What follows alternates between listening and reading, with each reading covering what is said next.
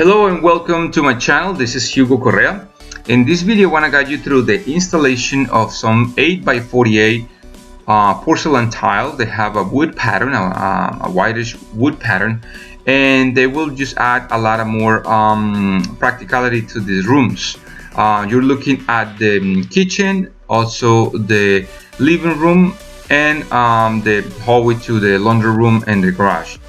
So a previous video that I made shows the preparation that you need to take when you have, like in this case, they had carpet, and they also have linoleum and some aluminum board on the floor. And for that, you want to remove all the stuff and prepare the floors. Again, take a look at that video.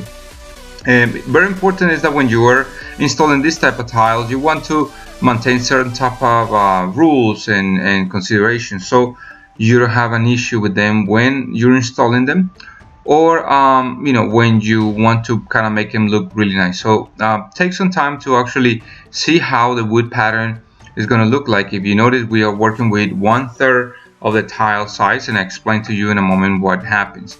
But finding that area, if you notice, we are actually buttering the tile on the edge of the wood floor, so we will have a nice understanding of how our floor is going to look like. And this type of lasers that will give you a squaring and everything will help you to understand how straight is your wall, so you can actually start laying tiles down. Now, in other videos that I had, I show you the mixture that you need to use when you're working with larger tiles. You want to use thin set mortar that is designed for large tiles. And what is the reason of that? This type of thin set mortar is it's a little more stronger and it's a little more grainy. And what happens is that because by using large tiles, you're gonna have more chances actually of having something called lippage. Lippage is actually just the fact of having some edges, some corners higher than the tile itself. And this happens because when the tiles are too big, sometimes even by the manufacturing process, little edges will pop up and stuff like that when they're making the tile. So sometimes there's that frustration, and for that, what I do is that I use a 1/2 inch trowel. And what the trowel does is that it allows the thickness of the cement to help you to kind of in a malleable way be able to install the tiles correctly. There is a process, obviously, as we work on the tile. If you notice, in this case we are 3 people working. 1 will be cutting tile constantly, and 2 will be like in my case and one of my helpers applying the material on the floor. So you may not see in this part of the video, but in a moment you'll see that I have to actually take some of the cement out, because the floors, none of the floors in the house are completely level. That's really hard. And if you have like a severe issue, use a self-leveling product. I also have some videos about that. But what it does is that this type of cementous mixture will level up around the edges. You can go from like 0 to 1 inch in a really practical way, so it helps you a lot. But when you're applying this material on the floor, you want to maintain some sort of direction. If you notice, we're coming from the wall towards the inside with the lines that we are creating, and that is because when you put pressure on the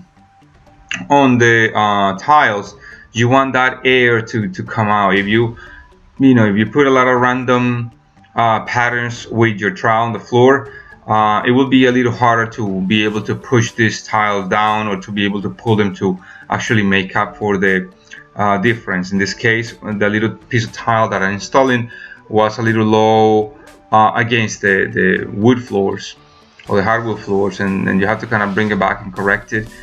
But that is the process that takes when you're installing large tiles. So the smaller the gap that you put between the tiles, in this case I'm putting the tiles against each other, the bigger the challenge to be able to have them nice and straight. Again, with many years of installing tiles, I learned that if you use those 1/2 inch trowels, you can actually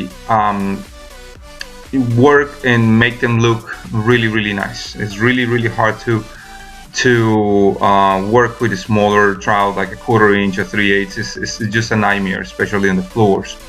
But now a very important thing when we're working is that we always carry sponges with us when we're working. So all the floor that you're seeing right now, and as we work, now that we know our lines, we actually put lines on the floor, so we know exactly where those first tiles go. You want to go ahead and clean and clean and clean with sponges. So don't sweep.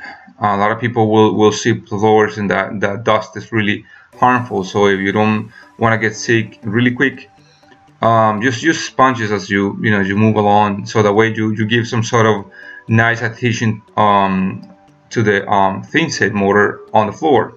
So this video has been done in about 3 days, and that's why the camera now is kind of on top of the tile. So a few tiles are already dry, and we just continue with the process, because the process honestly takes some time. If you want to make them look nice, you need to be really patient. Pull the tiles up and then bring them back down, and remove some of the cement that is on the floor. Don't get frustrated, because again, by using a large thin set mortar pattern on the floor, you can actually be more malleable. You can move those planks and remove stuff like what's going on over here. Sometimes the subfloor is concave, and all of a sudden you have like an edge lift up and all that. So that lippage, again, the word is just to refer to the fact that sometimes those corners, the little edges, those ends are not meeting really well, and you want to just kind of work with them as good as possible. Now in this case, I truly can say that the planks look really amazing. They look beautiful, and they just took time. And if you notice, I'm putting this little blue kind of mat on the floor, because it takes a toll on your knees if you're not protecting them. It's amazing how much difference these supports are. I try to use those knee pads and stuff like that you wear, but at the end of the day, the back of your knees is it's all damaged by those straps that they put on. So it's better to work that way and just work your way out. Now, when you are getting into areas, it's nice when you have open areas that you can tile. But what happens when you have cabinetry, like in this case, this is a 16 property. I like to put tiles before you put cabinets down and all that stuff, because everything will be protected as far as the floor. If you have water damage or something, will not go to your subfloor, but it will stay on most of it will stay on your tile surface. So putting pressure, you see that I'm putting a lot of pressure into this tile is crucial, because sometimes you end up with like 1/8 of an inch in one side and 5/8 of an inch in the other side, because of the difference on the floor. That's how critical this is. But by doing that, you can actually make them nice and level. Now as you get closer to walls and things like that, you have to pre-cut these tiles, lay them down, and make sure that they actually fit in the area, so it will be a little easier when you are working on the floor, and you're coming walking back with the tiles, because you no longer be able to actually put the tile, measure and all that stuff. You have to actually measure everything, then go ahead and install and put the thin set mortar. So just having, again, little sections like what you're seeing right now is you're gonna get to maybe 2 feet of distance from the wall, and when you're not able to just kind of walk no more, you need to stop applying the mortar and just start cutting tiles and making sure that they fit really well, then continue installing the tiles with the thin set mortar. The process, well, nowadays these tiles are actually, before they had an issue, is that they were wearing out too fast, but by having the new manufacturing techniques and processes, you can actually avoid, or they can actually avoid a lot of the problems. You can actually add some grooves to the tile pattern, to the surface, and therefore you can have some more grip when you're walking around. so now you can clean the floors easier. I was mentioning a moment ago that it's good to cut the stuff and project your lines. In this case, using the lasers is a really critical crucial thing for me. So it's critical to be able to have those lines really nice and straight, because when you're putting tiles right against each other, if you're off by 3/16 of an inch, you're gonna have a huge gap, and all your line is gonna be thrown to a weird looking thing. So you always need to maintain the stuff, and in this case, those lasers. This one cost about, I don't know, about $200, and I'm gonna leave a link so you can get these lasers if you want. I will encourage you to have one. If you want a toy for Christmas, or you want to give it to somebody, this is a life-saving thing. I mean, I used to use chalk lines and all the stuff, but nothing compares with this little tool. You turn them on, they level themselves up, and they give you 3 aces, so you can actually build walls with them, make lines if you want to paint, because you can actually attach this to the floor, to the walls and to the ceiling. So it's extremely practical, and that way we can actually start doing all these delicate cuts. Now, granted, when you're working around and you're going to put some shoe molding, you can actually make some little cuts in some areas, because the tile is too large, and if you try to cut it in a particular way, they crack. So you want to make sure that you make some cuts in areas that are not seen really easy.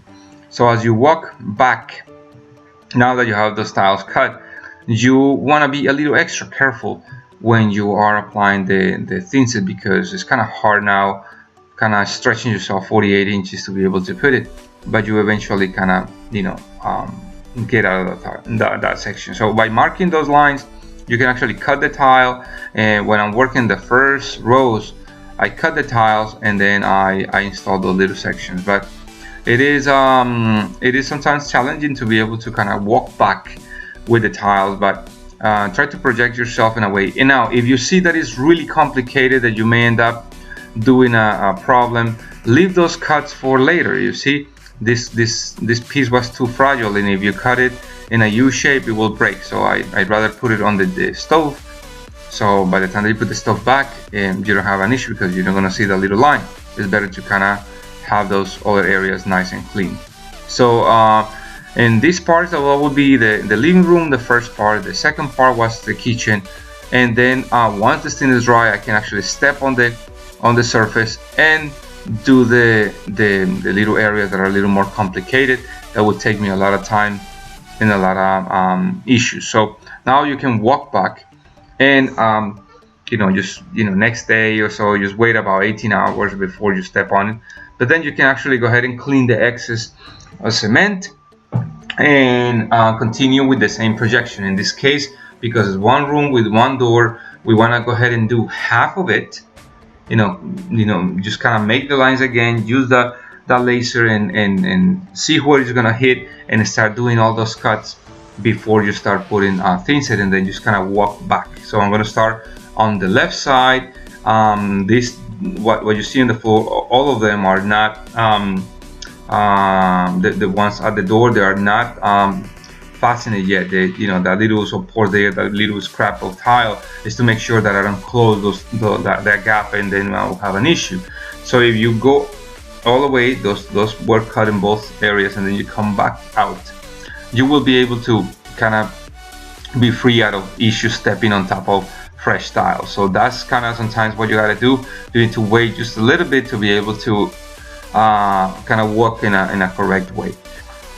Go ahead and install the last tile. Wait about a day for you to start walking back again on top of those areas that you finished, but the results are beautiful. Now you have a floor that has beautiful continuation, same straight level, and that will make your house look really nice. If you have many more comments that can help us to understand how to do this better, please leave it over there on the comment box. Subscribe, and also share with your friends. Thank you so much for watching my videos. If you want to see a lot more content and you want to follow my channel, please subscribe here, and why not to see this or that video. So I'll see you in the next one. Bye bye.